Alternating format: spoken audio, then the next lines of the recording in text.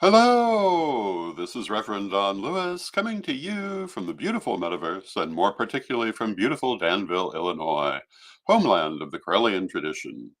And this is Midday with Reverend Don. And as you know, if you follow Midday with Reverend Don, you can type your questions or comments into whatever platform you happen to be watching on, and they will appear here in my chat room, and we can talk directly.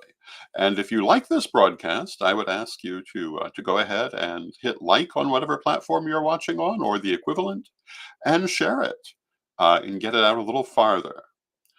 And I want to start today by wishing a happy birthday to Reverend Michael, who is a regular viewer, and also to Lady Anna Rowe in the UK. And I hope that they are having wonderful, wonderful birthdays today. Today is theoretically our weekly roundup of news stories. I don't really have a lot of news stories today. The biggest news story I think involves TikTok, and we probably will come to talk about that in a couple of minutes. The other one, I've been telling you that I do plan to narrow the number of Facebook pages that I put this broadcast on, and I thought I would share with you basically what I'm seeing in terms of where the viewership lies. And of course, I'm only really talking about the Facebook pages in order to keep better control of those numbers and to help the viewers to be able to interact with each other better. The YouTube platform will remain the same. Any other platform we're showing up on will remain the same. But in terms of where we're being watched on Facebook, Witch School, the official page, is certainly the largest number of views, um, ranging up to 60 to 80 per day, of the 15 different pages that we've been putting this on.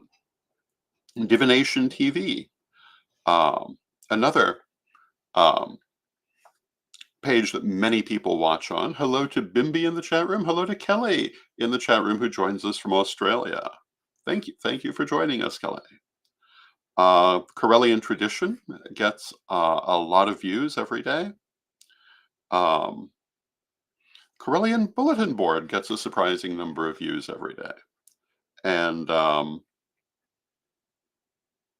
I certainly will be keeping it on Corellian Publishing. I haven't decided entirely which pages will continue, but certainly those pages will continue, and of course my personal Facebook page. But a number of others I'll be trimming down next week, and I'll be letting you know.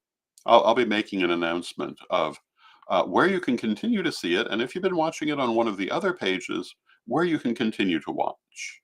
I certainly don't want to alienate any viewers. I'm hoping to make it easier for everyone by putting it in a more limited number of pages, and then asking people to share it out.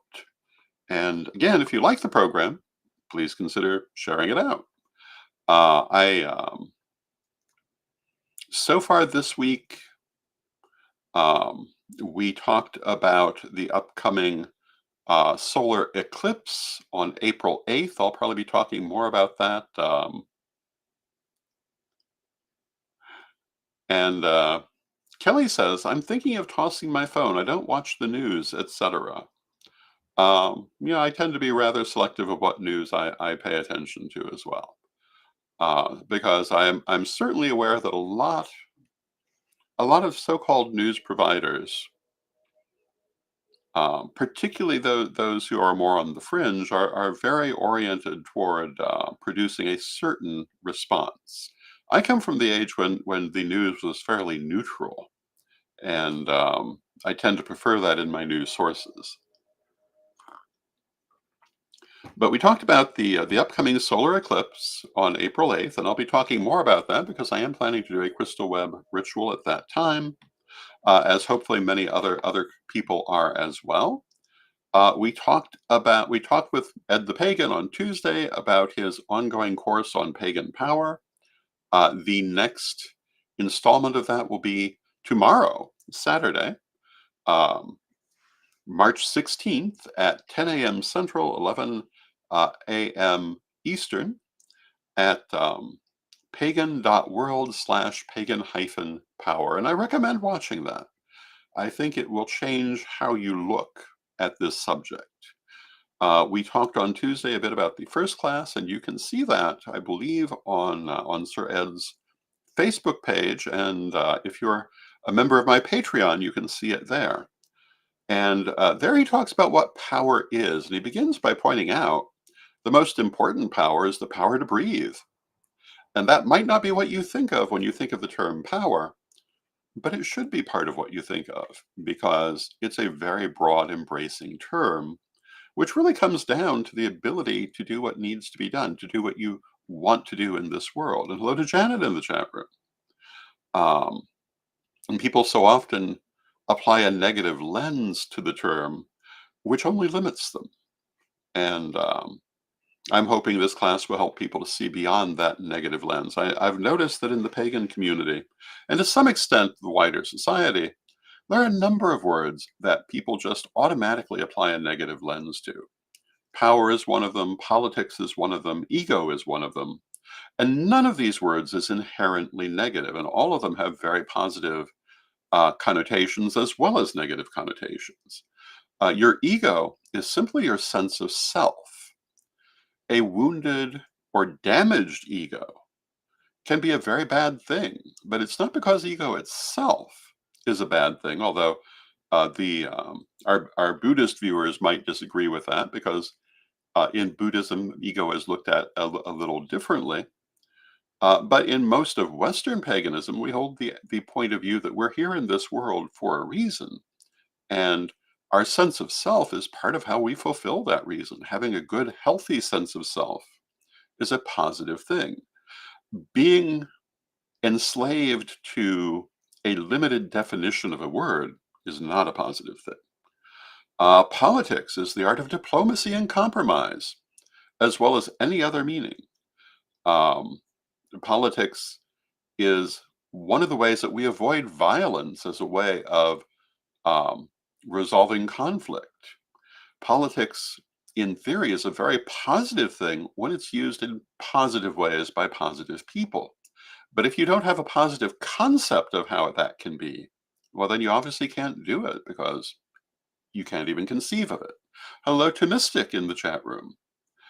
Um,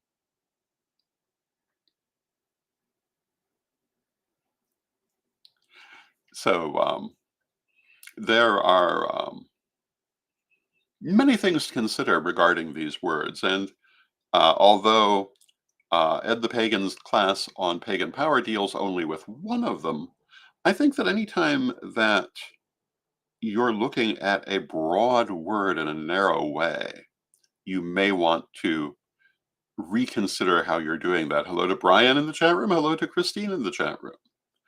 And last night, Brian was on Tarot Thursday on Divination TV. I hope that you are watching that. And Brian and Mary Hawk every week do mini readings for their viewers. I was doing a little bit of that on Wednesday. Um, but if you really want to get a mini reading, Tarot Thursday is the best place to do that. I come on usually once a month, and it is a wonderful program. Um, Yesterday, I did a best of program on um, the role of spirituality in the development of the idea of theater, which talked a lot about mystery plays and the origins of modern drama in the rites of Dionysus and things like that. That was not my intended subject for yesterday. I had planned to talk about the association of board games and metaphysics, particularly regarding um, death and the afterlife. But I found I had an unexpected errand I needed to run in the morning, so I ran a best of yesterday. So if you're looking forward to the board game topic, I'll be doing that next week. Um, because I do think that is potentially an interesting program. I don't think most people really know a lot about the history of board games, let alone how they too are heavily connected to metaphysics. Um, and I think that will be an interesting thing to talk about. In terms of actual real world news, the biggest thing this week is the potential ban on TikTok in the United States, which has gone through the House of Representatives and now goes on to the Senate. And there are lots of opinions on this, and it is very interesting to see some of the things people are saying. One of the comments that I had noticed is that people are treating it as a national security threat. I don't know if that is any more true than um, many other social media platforms. And I can't help but wonder if it isn't a bit of a moral panic. For years, this was used against the LGBT Q community. The idea that they were a national security threat because they were often in the closet. Um, the idea of using the concept of a national security threat in a way that really is just enforcing your prejudices is not really anything new. One of the comments that I saw was from one of the House members who opposed the bill, saying that one of the things that characterize the United States is that countries like China do shut down things that disagree with them or things they don't like, and we do historically have tried not to do that. That's a bit of an overstatement, uh, but it's a good aspirational thought, in my opinion. I have been noticing um, a number of people I follow on Instagram who also heavily use TikTok who are not at all happy about the development because it's a major part of their income at a point in time when we're facing heavy inflation and a number of other social issues, and they can't really afford to lose the income. Um, and so that's another different point of view that I'm seeing. One of the people I follow on Instagram is That Midwestern Mom. I don't know if you've ever seen That Midwestern Mom. It's an interesting channel. She mostly does what she calls salads that aren't really salads, gelatin salads and things like that, that are associated in some ways with the Midwest, and other commentaries on the idiosyncrasies of particularly Minnesota culture. But she was quite upset about this because this has been a major part of um, of her income and many opportunities she's had in recent years. And I have to say, until watching that, I hadn't really considered that aspect of the situation.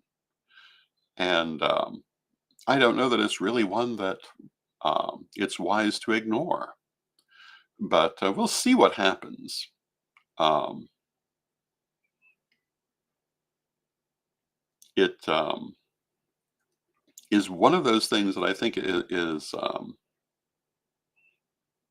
again, I think it's largely another moral panic, but I could be to actually take it seriously as something more. I would need to see something more personally. But your mileage might differ, and if you have any opinions on it, please feel free to let me know.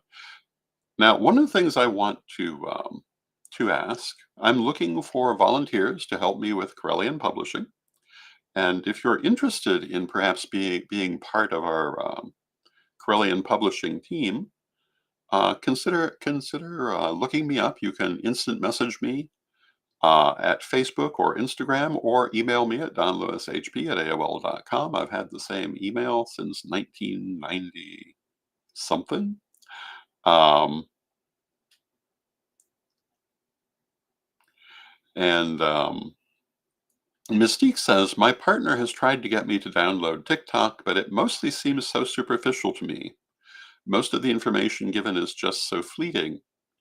And from what I've seen, I'd agree with that to a certain extent. Um, but I think there are also some very interesting creators using it. And it depends on what is of interest to the individual. I know some people who have a TikTok obsession with videos that just make me shake my head. And I say to myself, why do you find that entertaining? But that's because my field of interest is very different from theirs. I actually understand perfectly well. They just have a different taste. Um, and I try not to be one of those people who assumes that my taste is the only taste. I mean, the things that I follow, and I tend to follow Instagram far more, but the things that I follow would not be of interest to an awful lot of people. One of the things I like about contemporary social media is that it does deal with niche markets. I follow a lot of things that deal with history. I follow a lot of historical costumers. I follow a number of food porn channels, which I quite enjoy, particularly the ones that are of an international character. And I love to see all the different recipes, even though many of them I'll probably never try. But I might apply ideas from them, even though I may not apply that particular recipe. And, are all of these, um, well, what they do have in common is that they are all things that build my field of knowledge, and that's what I like in life. If you look at my library, both as it was and as it is, um, it is heavily full of things that are in essence reference books, even if that isn't necessarily um, all that they are. But the things that I was interested in collecting were always things that broaden my field of knowledge. But there are also people who just want to unwind and relax with something silly. And if that is what you need in your life, there's nothing wrong with that. I was talking this morning with Sir Jason about 1920s slapstick comedy. Laurel and Hardy and Charlie Chaplin and things like that, as well as later interpretations of the style like Mr. Bean. And these, whatever else they offer, intellectual enrichment really is not one of the aspects. But they can still be quite entertaining when you're in the mood only for entertainment. And I think there's room for all different tastes. But as I was saying, if you're interested in joining us at Corellian Publishing, feel free to message or email me. And if you have stories that you're interested in that you would like to see on my future weekly roundups, please consider sending them to me or tagging me in them on my Facebook page, and I will consider referring to them.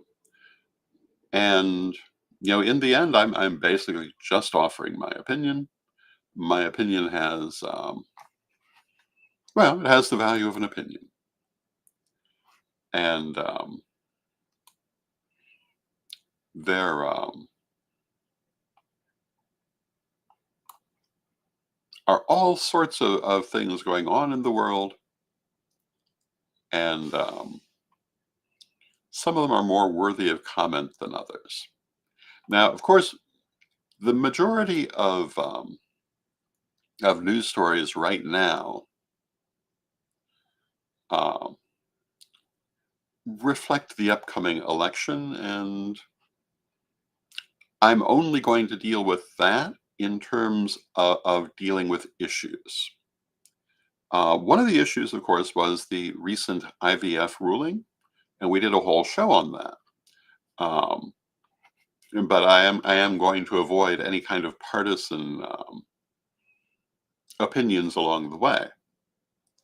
And Bimby says, I will check this out. I'm interested in joining, helping in some way. That would be lovely. And hello to Carl Gustav in the chat room. And Carl Gustav says, I discuss with my children their interest of the net. Many people do think my spiritual channel is hopelessly uninteresting. And I know exactly what you mean by that. I have been doing this now for 19 years, this sort of broadcasting. Um, this particular program, a little over 1 year, but I've done many others through Corellian TV, formerly Magic TV, which is now in its 19th year. Um, and one of the things I've noticed is that we are a distinctly niche market, particularly because I insist on discussing, for the most part, um, fairly deep subjects. I know perfectly well if I wanted to choose more sensational subjects, I would get more views. I know because on the rare occasion I've dealt with them, I did. If I wanted to follow the paranormal programs and talk about the demon in the basement, I'd get lots of views. If I wanted to um, do programs on what I would consider dubious subjects like demonic possession, I'd get lots of views, or haunted dolls. My actual view on haunted dolls is what exactly are you talking about? But oh, and hello to Nicholas in the chat room. And Nicholas says, "I watch you, Lord Don, whenever I get an opportunity." Thank you, Nicholas. Um, when I hear the term haunted doll, I am basically mindful of the fact that if you look at the history of hauntings, they're not there. I won't say there are no examples, but they're not a major thing until they hit television. The Twilight Zone episode Chatty Cathy really kicked off the idea of haunted dolls. I believe there was also a movie a little bit earlier that contributed to it, but it's not really a metaphysical thing at all. And then, of course, you've got Ed and Lorraine Warren, who I have nothing good to say about. Who are very popular in the idea of paranormal research, but really we're all about scare tactics. Um, so I'm not going to have a lot good to say about them. So the people who like that kind of thing aren't going to be watching me. Bimby says, "I love the show. I think you have a very calm and thoughtful mind. Thank you. And an ability to see all sides." That's what I try to do. Bimby says it's very refreshing. I try never to miss this show. Thank you, Bimby. Um, that's very much how I try to approach things. I try to be calm. I try to avoid sensationalism, and I try to see all sides in insofar as there are many sides to see. Now, there are certainly certain subjects where there are not as many sides to see, but usually there are a number of them. When I was doing the vlog, Reverend Don's vlog, which I did for 10 years, I answered all kinds of metaphysical questions, and I usually tried not just to give my personal answer, but to talk about the fact that there are other ways people would see some of these things as well. The one of the greatest compliments I ever received was in connection to the vlog, and that was that I would answer anyone's question, and I think it was meant as a compliment. I'm not entirely sure, but I actually did take that point of view. That questions that I knew perfectly well, many people would regard as naive or ridiculous, I would answer in a serious manner. And hello to Zane in the chat room. And Bimby says it was all demons with them. And yeah, that's exactly what I would say about the Warrens, and that they had a conservative Christian message to get out, and used a facade of paranormal investigation to do it, basically to make people as frightened of anything metaphysical as they could. I do not take any of their results seriously. I do believe that there are some very good paranormal researchers out there. I do not consider them to have been among them for that reason. And it's not an emotional reason, it's a very clearly stated reason. And I think all you have to do is look at their body of work to see that they were pushing a certain point of view, um, by constantly repeating basically the same story, which really uh, was the same energy as a moral panic. It was to try to make people afraid. That is not what paranormal research should be doing. Paranormal research should be attempting to gain greater knowledge and, for the most part, to dispel fear. And I've seen some really good things out of paranormal research over the years, some of which really helped me to understand seemingly unrelated stories. And I'll give you an example. In the late 70s, early 80s, there was this huge scandal about backmasking. The idea that certain records had um, satanic messages recorded backwards on on the recordings. I knew this was nonsense, and very bluntly put, it is nonsense.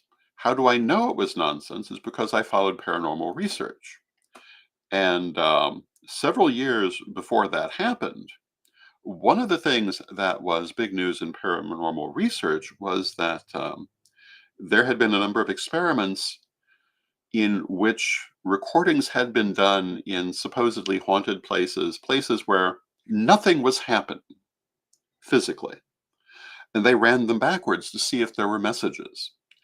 And of course, they always found messages from the spirits, but they were like in the backmasking scandal, they were barely audible and highly debatable. Um, but the thing that it showed is that you can take an empty tape, record it with nothing happening in an empty room, and you'll still find things that you can interpret as messages if you play it backward. Therefore, the idea that anyone would need to be doing this intentionally was obviously nonsense. Not to say that no one might have, but there was no particular reason to think that. Um, and I knew that because I'd followed paranormal research, even though I was quite young at the time. Interestingly enough, I learned that from a show with Tom Snyder, whose name I no longer recall, but it used to play at midnight in the Central Time Zone on weeknights. And it ranged from celebrity interviews to paranormal research and everything in between. And you found out some really interesting information watching it. Now, Carl Gustav says there is proof of the real stuff. Absolutely. There has been some very important paranormal research. And one of the things that I tend to hold against people like the Warrens is that the more important paranormal research is often dismissed because of the kind of sensational thing they do, and many of the TV shows dealing with paranormal research, which are comedies at best. Janet says, I love your show for the wise guidance in many of the subjects you discuss. Thank you, Janet. I try always to take a kind of middle path. I've been asked over the years to define Correllianism simply. I don't know if this necessarily defines Correllianism, but if you want to define my personal philosophy, it's the resolution of opposites. It's the middle path, because I find that that is always the most sensible path. And I'm a great believer in Aristotelian virtue. And if you've read my works, you'll understand what I mean. But Aristotelian virtue is that the idea that polarities like good and bad are not true. That it's not a polarity with one at one extreme and one at the other, but rather a continuum where the middle is good and any extreme is bad. And if you look at virtually any subject, you will find that either too much or too little, any quality that you can think of, too much or too little, can take a virtue and make it into a vice. Christine says balance. Exactly. So I will always recommend that point of view. With that, I see that we've come to the end of our half hour. I hope that you will join me again next week. I'm going to continue to publish the whole week schedule in advance, on the understanding that there might be last minute changes, as there was yesterday. And I thank you for watching. I hope that you've enjoyed this program. I have enjoyed it, and I will see you again on Monday. And Zane points out the 9 virtues of Correllianism. And yeah, we talk about this at great detail in discussing the nine virtues in the Corellian view. And hello to Donna in the chat room. And I guess hello and goodbye. And let us end with our prayer, as we always do. Divine Mother Goddess, Divine Father God, beloved ancestors, we ask you to help us always to keep our balance in life. Help us to find the good in all places where we can, and to avoid excess and negativity whenever we can. Help us to create happy and peaceful lives and to create increasingly a happy and peaceful world. Beloved Mother Goddess, beloved Father God, beloved ancestors, we thank you with great love and thanks, and knowing you are always with us, but from respect, we thank you for your presence, and may you be blessed now and always. And I thank you for your presence, and may you be blessed now and always. And again, I'll